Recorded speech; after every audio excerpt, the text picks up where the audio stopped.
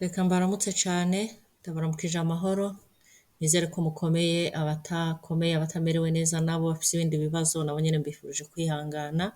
Uno munsi tugira tuvuge ku bibazo vyerekeranye n'ubwenegihugu bwa Australia, ibibazo bakunda kubaza cane, ni ukuvuga twagiye ku murongo witwa Australian Citizenship Support, turaba ibibazo bagiye batanga, tugira rero tubisome, tubisigure mu Kirundi, izoba ari nk'akantu ka mbere ko kwimenyereza kugira ngo mu yindi minsi abashaka kugira kubukinga ngo bazoje gukorera ubwenegihugu bazoca baraba n'ibindi bisanzwe birimo muri YouTube hose birimwo, n'iki nyene niho nagikuye.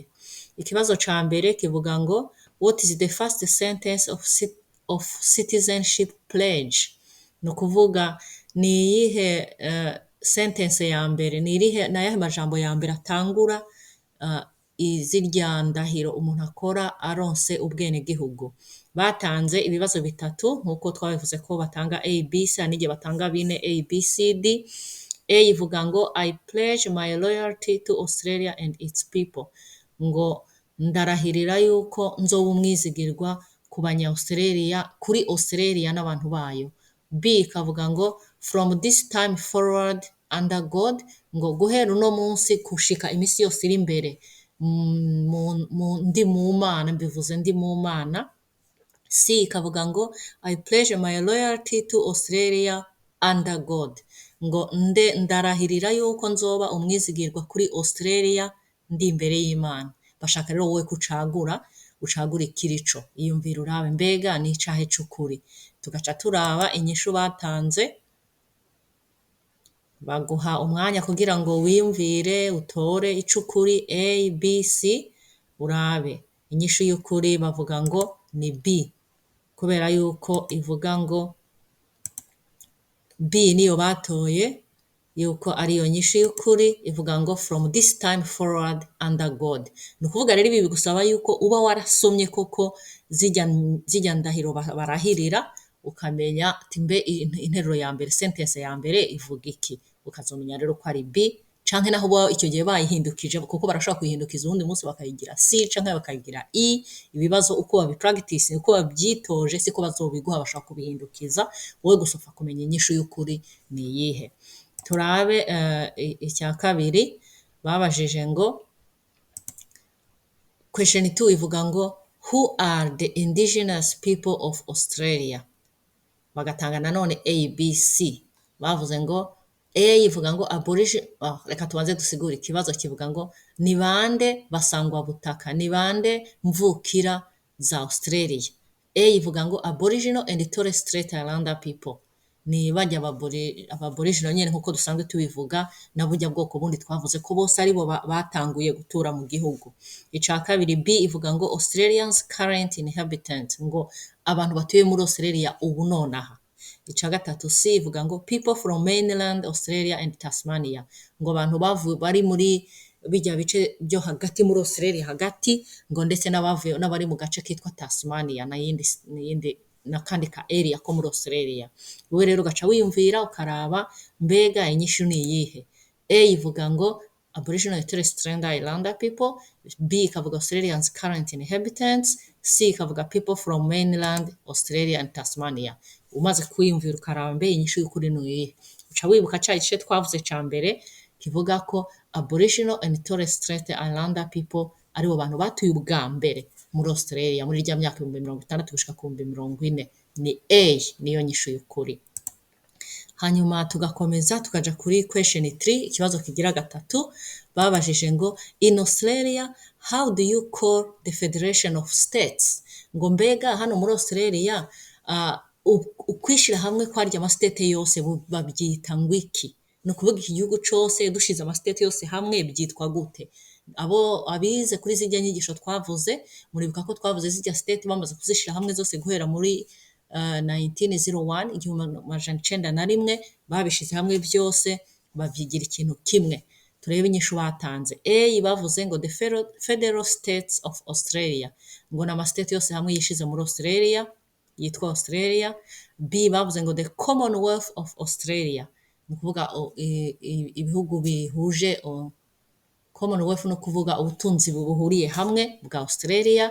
C ni kuvuga under the United States of Australia, ibihugu byibumbiye hamwe byitwa Australia. Kirero no kuciyumvira neza kuko urabona B na C bigomba kumera cyo kimwe, ariko utezwa kuba warafashe mu mutwe ukamenya mbega ibi bihugu bamaze kubishira hamwe, ama state yose bashize hamwe bayise ngo iki. Inyishu ngiyi ni B, the Commonwealth of Australia, ibihugu bihurije ubutunzi hamwe byitwa Australia.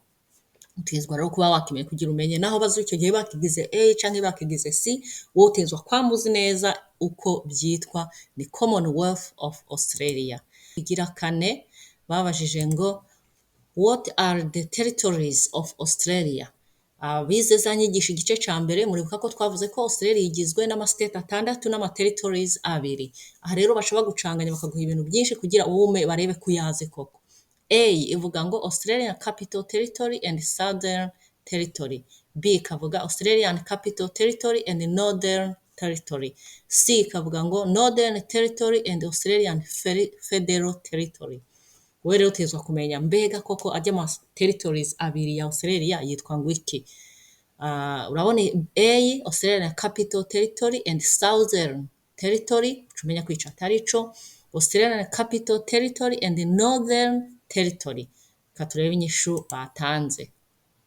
Inyishu batanze umaze nawe kwiyumvira ukaraba ibyo wize koko ukabireba kubyibuka, inyishu baca bayikwereka ni B, Australian Capital Territory and Northern Territory. Ukibuka kugafata mu mutwe ko iyi nizo ma territories abiri Australia ifise, uba waragafashe mu mutwe kugira ngo nibagucanga bakagushiramo ibindi uzomenye iyo kuri ni iyihe. Turabe ikibazo ca gatanu kibaza ngo what do people celebrate on Australia Day? Ngo abantu niki bizihiriza, niki banezerererwa n'urya munsi mukuru. Muri rya minsi mikuru biri twavuze ni yahe, niki bibuka kuri rya munsi witwa Australia Day. A bavuze ngo all Australians who served and died in wars, conflicts and peacekeeping operations. Ngo abantu bose baba Australia bakoze ibikorwa, abapfiriye mu ntambara n'abapfiriye mu yandi matati yose, n'abagiye gutanga amahoro mu bikorwa, muri ibyo bikorwa bitanga amahoro, abapfiriye mu ntambara, muri zirya ntambara zose zabaye twavuze, nibo bibuka. Iyo ni A. B ikavuga ngo all that is great about Australia and being Australians. Ngo tuba turi kwibuka ibyiza, ubwiza n'ubunini bwa Australia, ngo no kuba Australia.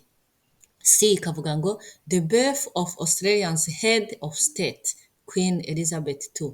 Ngo baba bari kwibuka ivuka ry'umwamikazi Queen. Uyu we noneho yaramaze kwitaba Imana, ubu ikintu ntikishoboka, duca dutora hagati ya A na B. Ngahoro ni wiyumvire nawe wibuke Australia Day bizihiza iki, baryohererwa iki, n'umunsi usigura iki, uca umenya inyishu. Muca wibuka hagiye inyishu bavuze ngo all that is great about Australia and being Australian.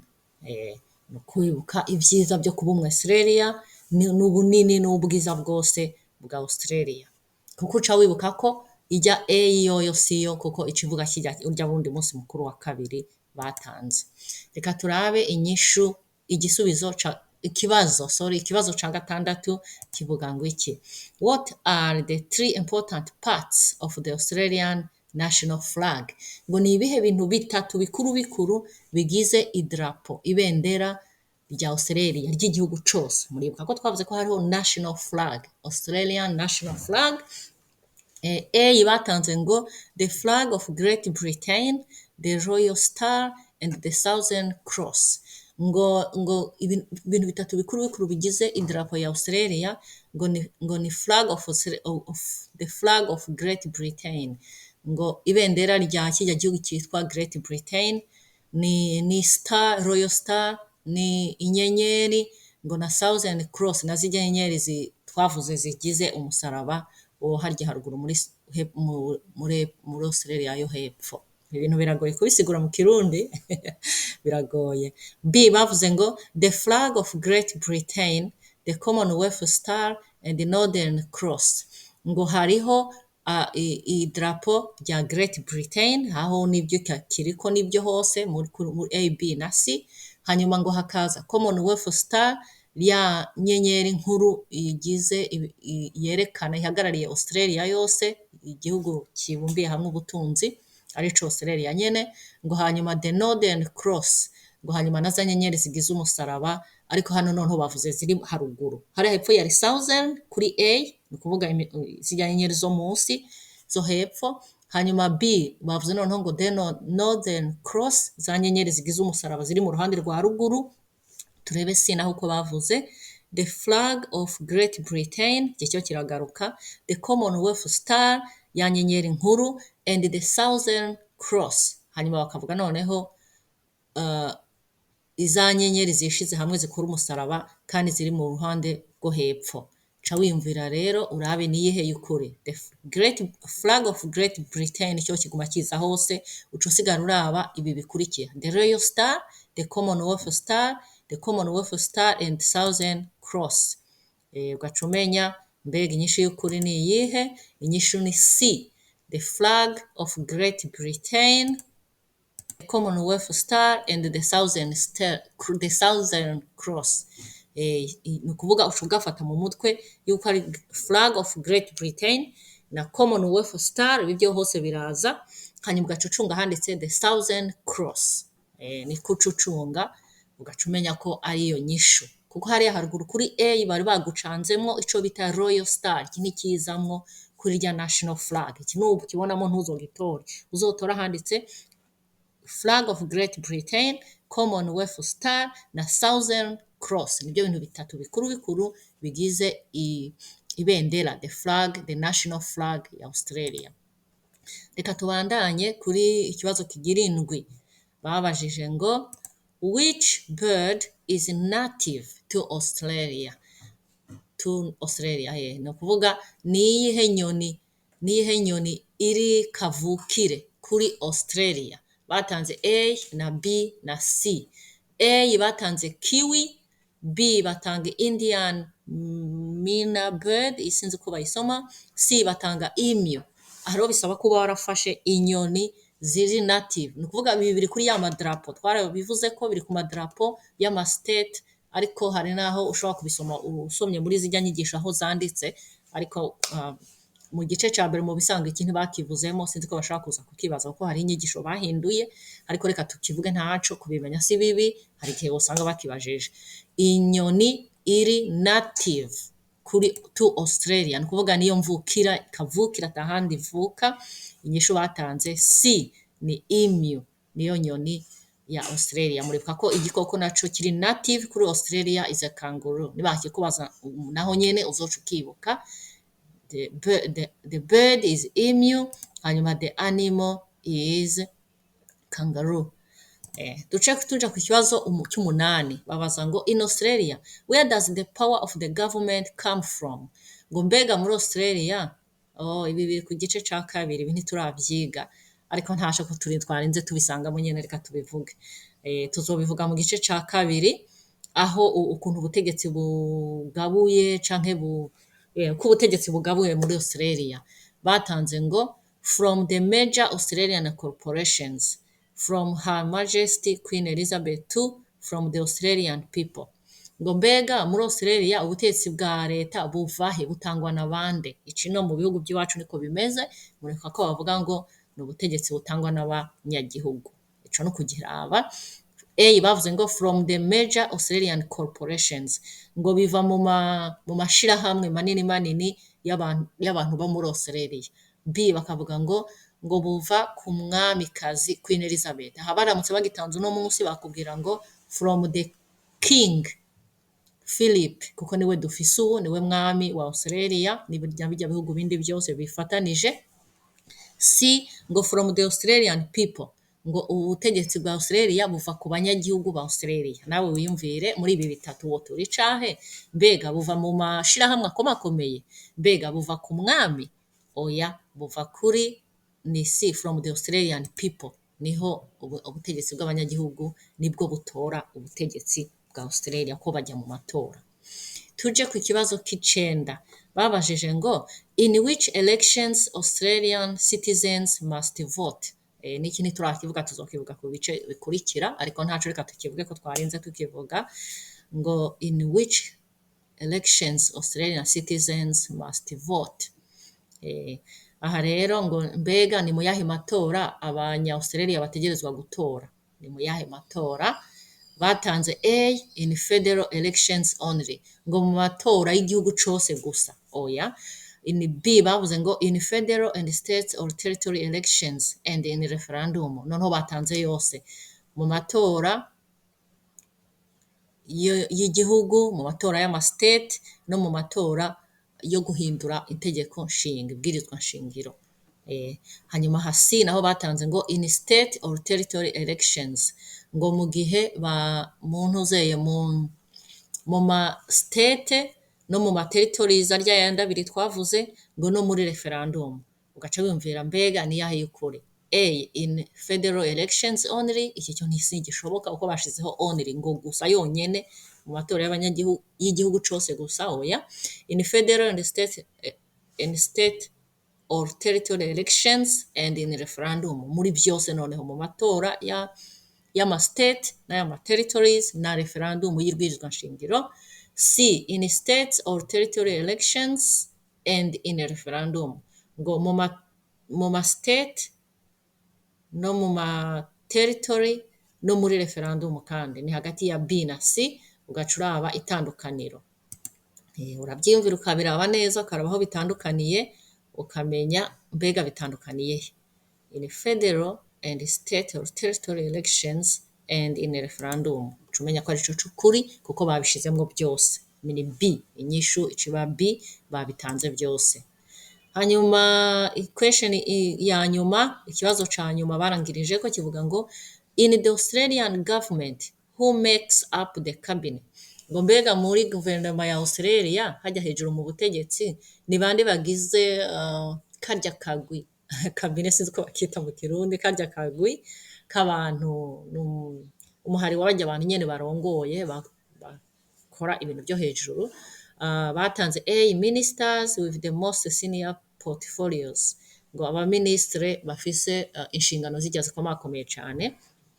B, batanze all the governors and administrators, ngo abaguverineri bose, ngo hamwe n'abajya abandi bashinzwe inshingano zo mu ntuzeye mu ma state, ama administrators. C, bavuze ngo the prime minister and the governors. Hanyuma hanaho bavuga ngo ubuhagarariye igihugu prime minister hamwe na governors n'abaguverineri b'intara. Bagaca babaza rero ngo ni bande bakoze irya cabinet. Ibi nabyo biri mu gice kigira gatatu nimba ntihenze, biri mu gice kigira gatatu. Dusha tutora inyishu yacyo ni A,